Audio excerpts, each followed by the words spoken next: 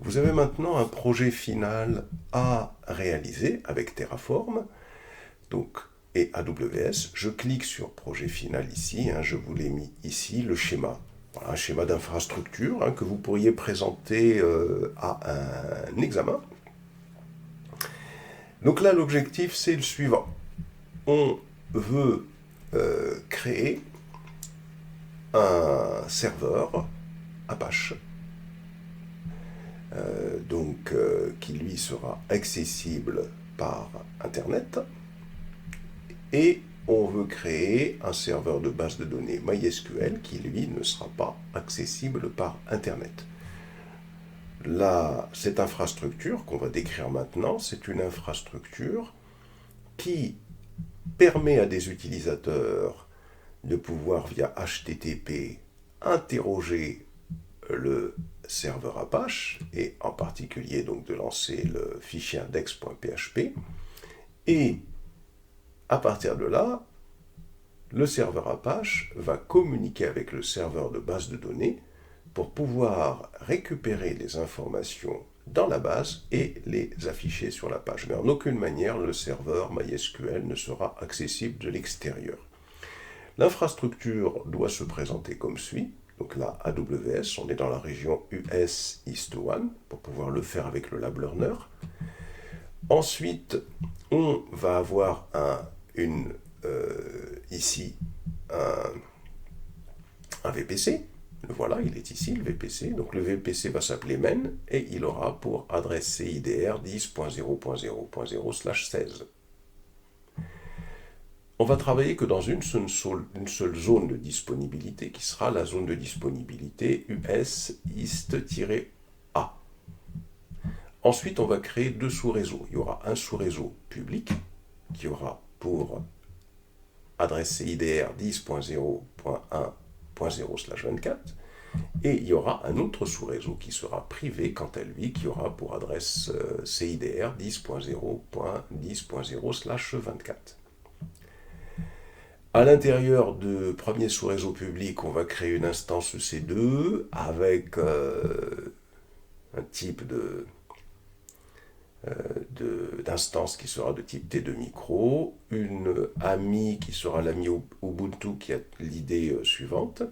Il faudra que Apache soit installé et il faudra également que le fichier index.php qui contient le code pour accéder à la base de données ici et pour pouvoir communiquer avec le serveur soit installé également ici. Donc tout doit être automatisé. Ici, dans le sous-réseau privé, qui va s'appeler Private One, l'adresse CIDR, ce sera 10.0.10.0/24. Il y aura une instance EC2 qui sera de type T2 micro. L'AMI sera AMI, ce sera la même idée que l'AMI pour le serveur web.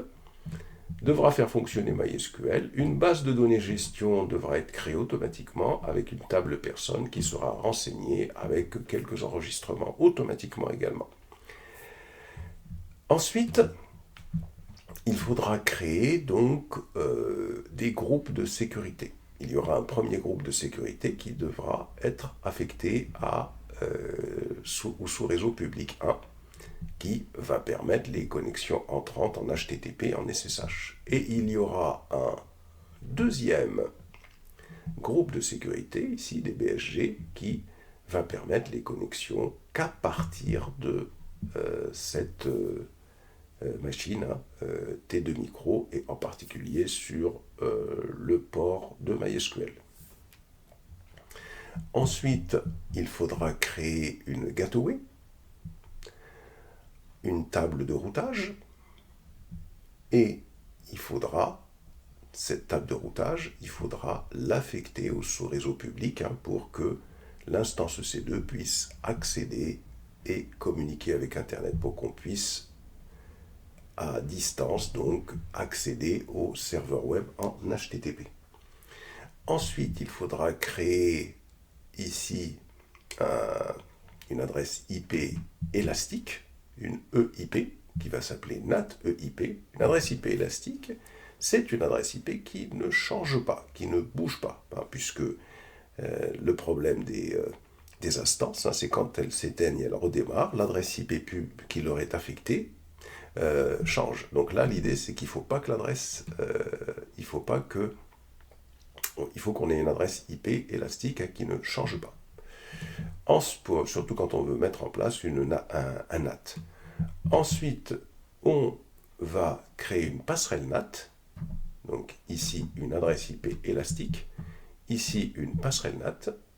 Et ici, une table de routage privée qui sera affectée au réseau privé qui est ici, afin que l'instance EC2 qui est ici puisse installer serveur MySQL et puisse télécharger à partir d'Internet, mais cette instance ne sera en aucune manière accessible à partir d'Internet.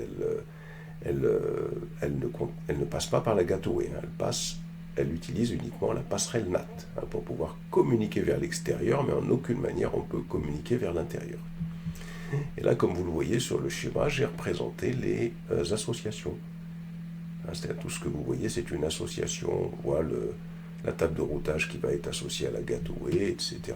Et même chose ici. Voilà, donc là, il faut réaliser ce projet. Il faut réaliser le code Terraform. Dès que le code Terraform aura été réalisé pour ceux qui vont le terminer, vous l'envoyez à l'adresse mousse.younsi@gmail.com. Il faut bien évidemment que votre code, hein, donc déjà le code doit être fonctionnel. 2, vous expliquez la démarche en quelques lignes que vous avez utilisées. Et 3, bien évidemment, il faut impérativement donc structurer votre code. C'est pas dans un seul fichier, hein, donc vous structurez votre code. Donc ça veut dire que dans la démarche ici que vous allez utiliser, vous allez expliquer comment vous l'avez structuré, hein, donc se référer aux vidéos de toute façon du cours, hein, j'en dis pas plus. Voilà, donc ça c'est pour ceux donc, qui auront fini le projet, et donc si votre projet est fonctionnel, donc moi en ce qui me concerne, ce sera bon pour moi. Alors,